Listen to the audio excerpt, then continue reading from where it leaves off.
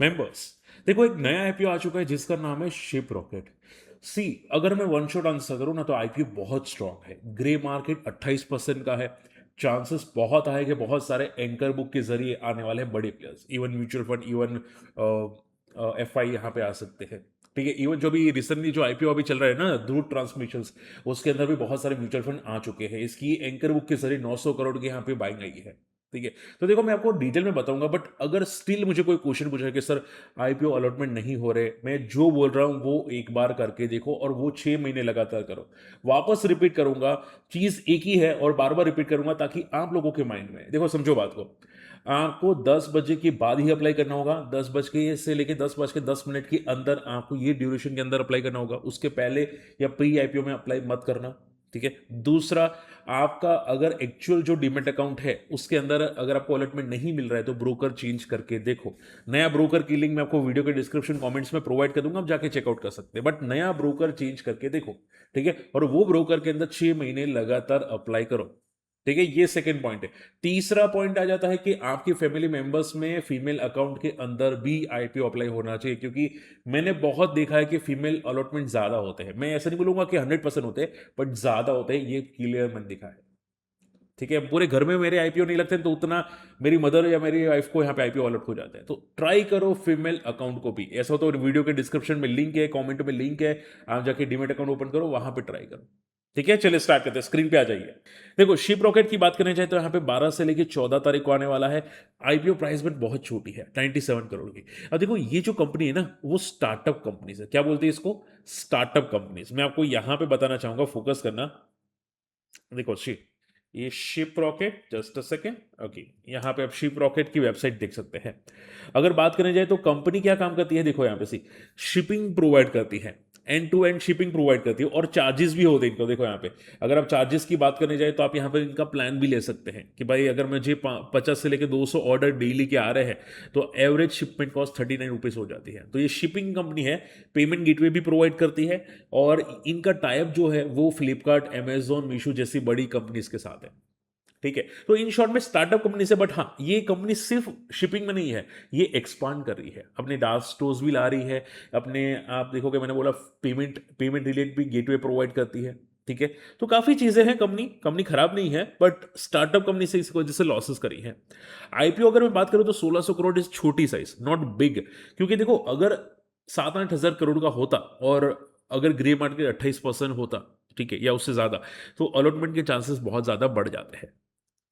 ठीक है, अगर बात करने जाए इसमें कंपनी के फाइनेंशियल्स में, तो कंपनी ने रिसेंटली लॉसेस कम किए हैं। बट देखो मैं वापस बोलूंगा, बहुत सारी जो कंपनीज होती है ना उनको पता है कि अगर आईपीओ आने वाला है ना तो वो लॉसेस कम बताना स्टार्ट करती है। ये दिखा है एक्चुअल में। ठीक है, अब ये कौन करता है आप सभी लोग जानते हैं, ये बैलेंस शीट एडजस्ट कौन करता है। तो अभी लॉसेस है कंपनी में, लगातार लॉसेस आ रहे हैं, लॉसेस कम हुए हैं, बट एक्चुअल में अभी भी लॉसेस है। ठीक है, अब देखो कंपनी का जो मैंने कामकाज तो आपको बता दिया है। ग्रे मार्केट 28% का है। वैल्यूएशंस की अगर बात करें तो 74 से 78 के पी बैठती है। ठीक है, और ईपीएस है 1 से 1.5 के आसपास की, विच इज अराउंड ठीक है, कोई ज्यादा महंगा नहीं बोल सकते, क्योंकि जोमेटो जो आया था वो इससे ज्यादा पी पे आया था। ठीक है, तो ज्यादा महंगा कंपनी को नहीं बोल सकते। इवन डेट काफी नेग्लिजिबल है, यानी कि जो कंपनी के मेन प्रमोटर्स है या फिर इन्वेस्टर्स होते हैं, पुराने वाले इन्वेस्टर्स, वो काफी कैश बर्न कर रहे हैं। इवन प्रॉफिट में होने के लॉस में होने के बाद भी कंपनी अगर डेट नहीं बढ़ रहा है तो कैश बर्न ज्यादा कर रहे हैं। ठीक है, इसका देखो एक अच्छी बात पता है क्या है, ग्रे मार्केट बढ़ रहा है। पहले ग्रे मार्केट 12 का था, फिर 25 का हो चुका है। ठीक है, यानी कि कंपनी का ग्रे मार्केट के हिसाब से लिस्टिंग इन 25 से लेकर 30% के आसपास आपको दिखाई दे सकता है।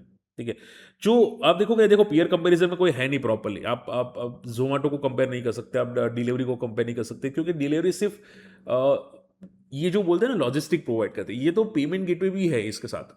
ठीक है, तो काफी चीजें नई भी है, छोटी कंपनी है, बट हाँ कंपनी अच्छी है। ओके, बात करनी चाहिए कंपनी फंड रेजिंग क्यों कर रही है, तो पहले तो डेट को चुकाने के लिए आप देखोगे 200 करोड़ का डेट कंपनी चुकाएगी।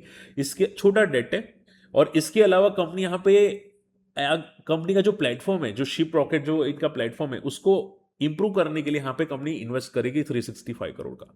ठीक है, और इन शॉर्ट में all in all positive IPO है, लिस्टिंग इन दिखाई दे सकते हैं। एक बात याद रखना, मैंने जितने भी नए आईपीओ देखे हैं, जितने भी startup companies like Zomato, Swiggy, Ola, या अर्बन कंपनी, जितनी भी हैं, ठीक है।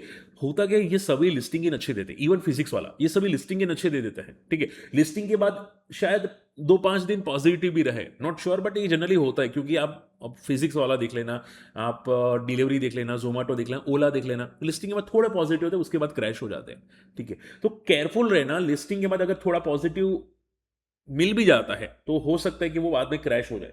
मैं आपको जैसे कि समझा चुका हूं। तो स्टार्टअप कंपनीज में ये बहुत बड़ी दिक्कत है, तो बी केयरफुल, ठीक है। रही बात धूत ट्रांसमिशन की, तो देखो धूत ट्रांसमिशन आज एक्टिव है, और इसके अंदर एंकर बुक के जरिए बड़े व्यवसाय हैं। 900 करोड़ की एंकर बुक है, जिसमें Mirae asset management, Nippon India management, Tata mutual fund, बहुत सारे म्यूचुअल फंड्स आए हैं।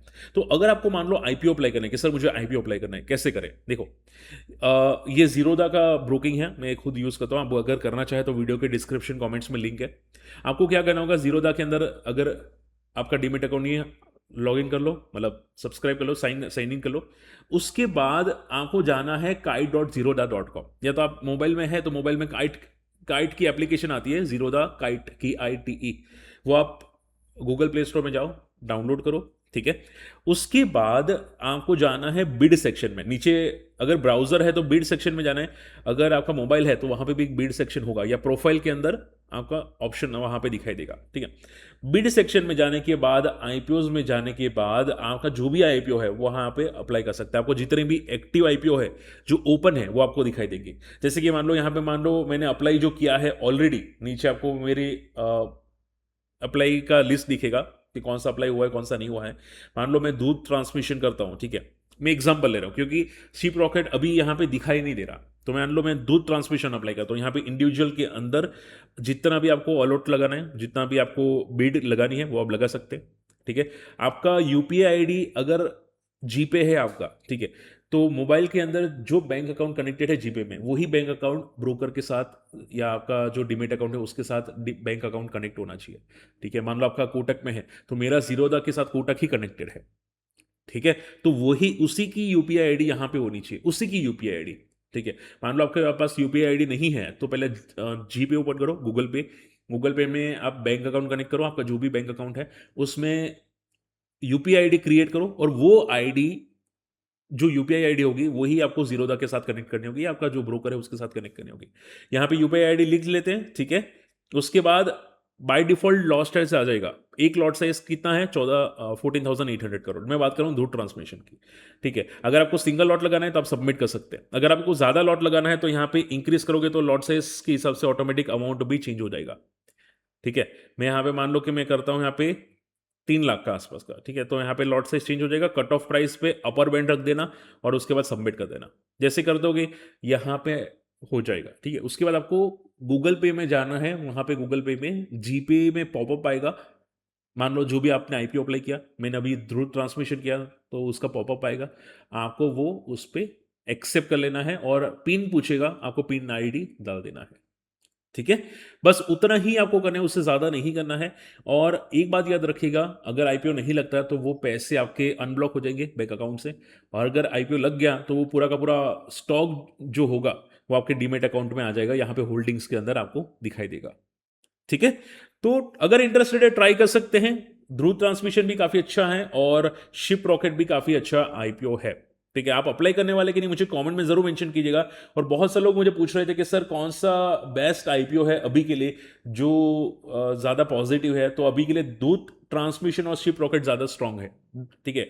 वैसे मोलबियो डायग्नोस्टिक भी अच्छा है, मिल्क मिस्ट भी अच्छा है, ये भी लिस्टिंग इन दे सकते हैं, ठीक है। बट अभी के लिए अगर आपको प्रायोरिटी रखनी है तो दूध ट्रांसमिशन और शिप रॉकेट, ठीक है, दो प्रायोरिटी रख सकते हो। और सबसे ज्यादा प्रायोरिटी रखनी है तो दूध ट्रांसमिशन इज गुड प्रायोरिटी, क्योंकि इसका ग्रे मार्केट भी अच्छा है, प्लस इसमें आईपीओ की लॉट साइज है वो भी बड़ी है, तो अलॉटमेंट के चांसेस बढ़ जाते हैं, ठीक है।